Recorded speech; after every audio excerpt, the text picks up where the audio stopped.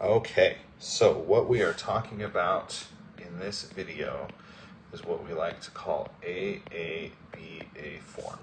This is a form that became really popular during the jazz era and is probably what you're going to see in almost every jazz standard that you listen to. I shouldn't say every, but a whole bunch of them tend to use this form in their choruses.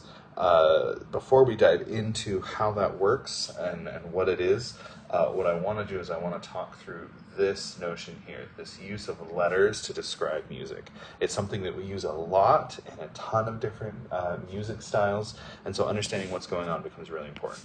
Basically, what we're doing is when we're using these letters, we're looking to identify sections of music that are similar and then sections of music that are contrasting. Okay? And so we use these letters to do this. When we're looking at how things are similar, we're going to ask ourselves a few questions. Does it have the same melody? And then, does it have the same harmony, the same chords? We're not necessarily looking at text in this example. We're really looking at the musical content. So is the melody the same? Is the harmony the same? Is the chords are the chords that are accompanying underneath the same? That's what we're really looking at more than anything. And then what we do is we use letters. So the first section of music or phrase of music, however decide you're going to do it. In this particular case, we're looking at phrases. So the first phrase always is A, because you start with the first letter of the alphabet. Then you get to that next phrase of music and you say, okay, does it have the same melody? Does it have the same harmony? If the answer is yes, then you just write another A. If, however, it's different, if it's contrasting, it's a new melody or it's new harmony underneath, then you're going to write a B. And then you go to the next section and you have to ask yourself, okay, does it have the same melody or the same harmony of the A or the B? And maybe it's not the same as the A, but it is the same as the B. So then you're going to write another B. And then maybe your next section is really a repeat of this A sound, and so you're going to be able to then you just write an A there. And really, these letters can go on for infinity. So you might have a song that really no sections are ever the same, except for at the very end, A comes back again. So that means that this section here has new melody, new harmony.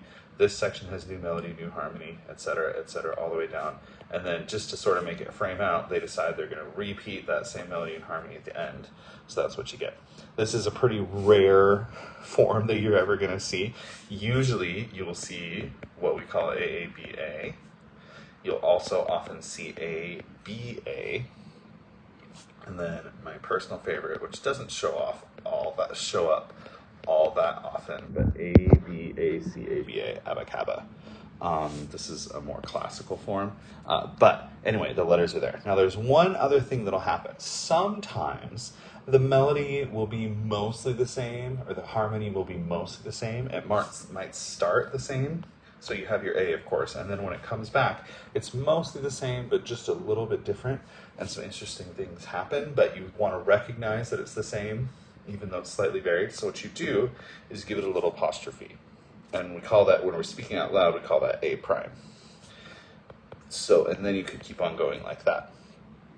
So this is another form that you'll often see where you can add those little apostrophes to vary it.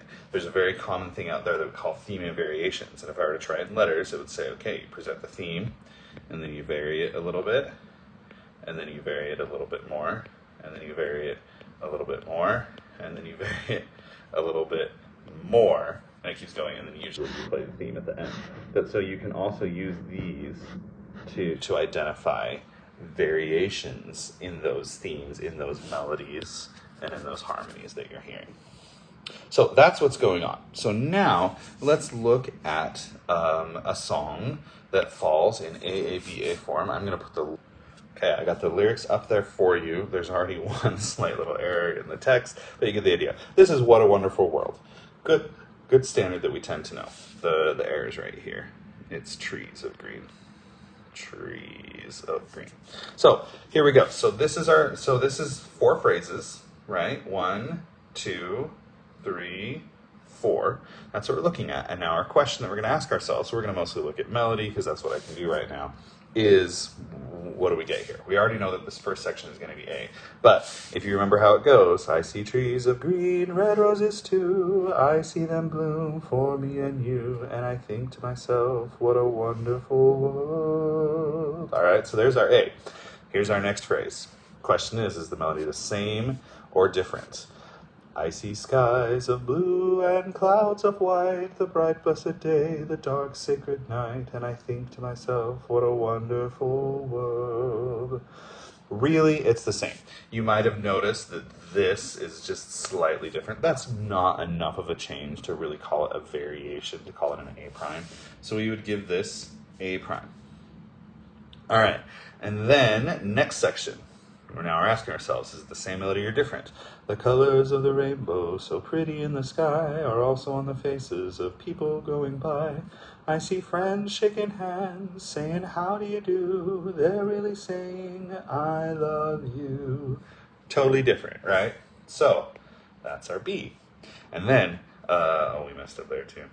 I hear babies cry, I watch them grow, they'll learn much more than I'll ever know, and I think to myself, what a wonderful world. And then there's a little coda, yes, I think to myself, what a wonderful world. But this section here, these first three lines, are that A again. So here we are, we found our AABA pattern.